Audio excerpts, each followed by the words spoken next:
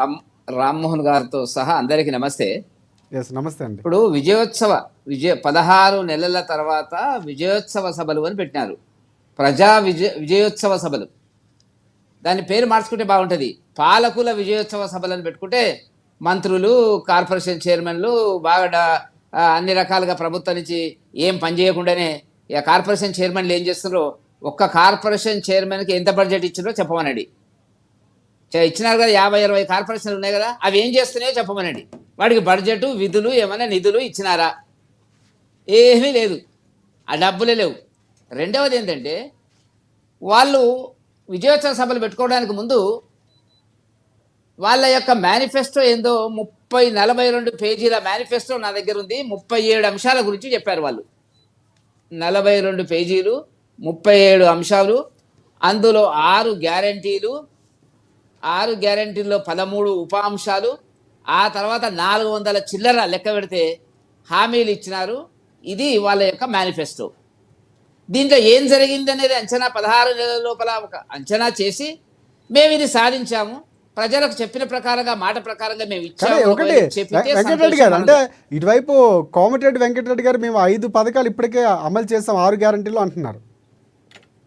కోమటిరెడ్డి వెంకటరెడ్డి గారు 5 గ్యారంటీలు అంటే బీజేపీ వెంకటరెడ్డి గారు ఇప్పుడు చదివి చూపిస్తారు ఏం చేసినాడు అనేటువంటిది. మహాలక్ష్మి మహిళలకు ఒక్క నిమిషం, మహిళలకు ప్రతి నెల 2500 ఇచ్చారా? లేదు. 500కే గ్యాస్ సిలిండరు కంటి తులుపుగా ఇచ్చినారు. స్టాచ్యురేషన్లో అమలు కాలేదు. ఆర్టీసీ బస్సుల్లో ఉచిత ప్రయాణం దీంట్లో జరిగిన మాట వాస్తవం. రైతు భరోసాకు 15,000 అన్నారు, ఇప్పుడు 12,000 అన్నారు. ఒకటి మధ్యన ఎగ్గొట్టినారు, అది ఇంతవరకు గతి లేదు, గాలేదు. వ్యవసాయ కూలీలకు 12,000, అదంతాగే ఉంది. వరి పంటల క్వింటాల్ 500 రూపాయలు కంటి తుడుపుగా లాస్ట్ రైతులు బయట అమ్ముకున్న తర్వాత, అంత అమ్ముకున్న తర్వాత ఓ 10 మందికి ఇచ్చి మేము ఇచ్చినామని చెప్తున్నారు.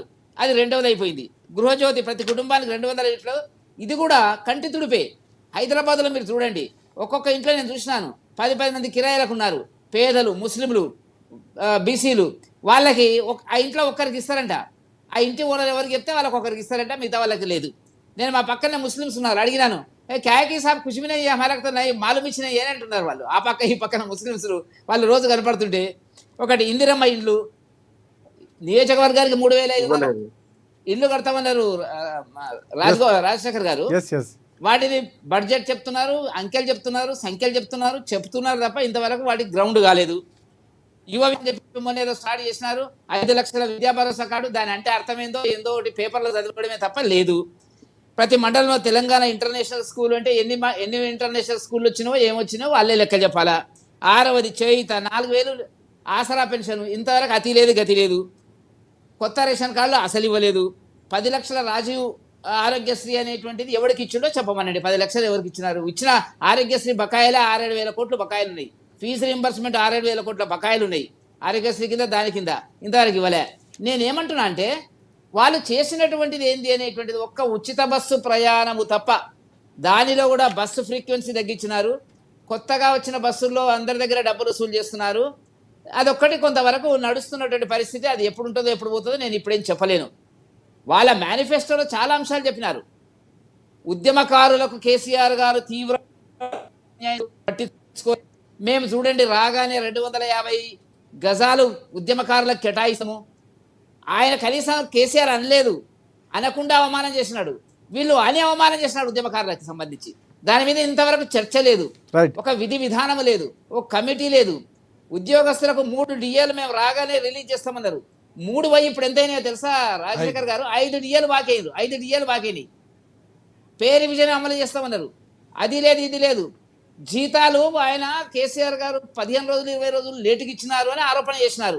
మేము చేసినాం, వాళ్ళు చేసినారు, భారతీయ జనతా పార్టీతో సహా. ఇవల్ల అది పోయి రిటైర్ అయినటువంటి ఉద్యోగస్తుల పదవీ విరమణ డబ్బును 3 ఏళ్ల తర్వాత, 2.5 ఏళ్ల తర్వాత, 2 ఏళ్ల తర్వాత చెల్లిస్తామని గ్యారంటీ కార్డులు ఇస్తున్నారు. 61 సంవత్సరాలు ఉద్యోగం చేసిన తర్వాత దేశంలో ఏ రాష్ట్రంలో లేనిదా నెలకు 10,000 కోట్ల రూపాయలు అప్పులు చేసిండ్రు. 1,50,000 కోట్ల అప్పులు చేసిండ్రు. నెడుతున్నారు. అప్పులు చేసి ఒక్క నిమిషం, అప్పులు చేసి సంసారాలు నెట్టగొడుతున్నారు. 18,000 కోట్ల రూపాయల ఆదాయం ఉందన్నాడు. దాంట్లో 60% అప్పులు చేస్తున్నారు. అప్పులు దేనికోసం చేసినారు? ఒకటే పెట్టుబడుల కోసం కాదు, వెంకటరెడ్డి గారు infrastructure అంటే కోసం మీరు కాదు. ప్రశ్నలు వర్షం కురిపిస్తే తర్వాత శివలాల్ గారు చెప్పాలి, మళ్ళీ కొంచెం సమయం కూడా ఇద్దాం, మళ్ళీ మీరు ఇంకా ఉంచండి ఆ ప్రశ్నలు మళ్ళీ సంధించవచ్చు తప్పకుండా మళ్ళీ